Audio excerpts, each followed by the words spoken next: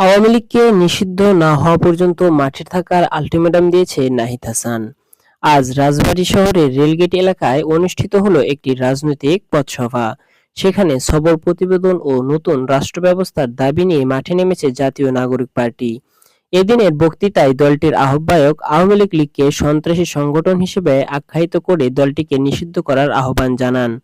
তার বক্তব্যে বলা হয়, মুজিববাদী আদর্শের ছত্রছায়াতলে দেশে হত্যা, খুন, নির্যাতনের ইতিহাস গড়ে তোলা হয়েছে।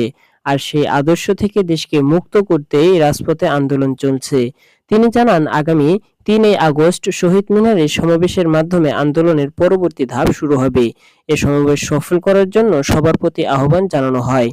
পথসভায় জানানো হয়, জেলাভিত্তিক সমস্যা চিহ্নিত করে একটি নতুন রাষ্ট্র গঠনের লক্ষ্যে চলছে জুলাই মাসব্যাপী পদযাত্রা কর্মসূচি। রাজবাড়ী শহরের বিভিন্ন গুরুত্বপূর্ণ পয়েন্টে আইন শৃঙ্খলা বাহিনীর টহল ছিল চোখে পড়ার মতো। পথসভায় পুলিশ, র্যাব, সেনাবাহিনী সদস্যের অবস্থান ছিল জোরদার। সবাই জানানো হয়, আন্দোলনকারীরা জীবন মৃত্যুর ভয় না করে রাজপথে অবস্থান করছে। নতুন দেশ প্রতিষ্ঠা না হওয়া পর্যন্ত তারা আন্দোলন চালিয়ে যাবে।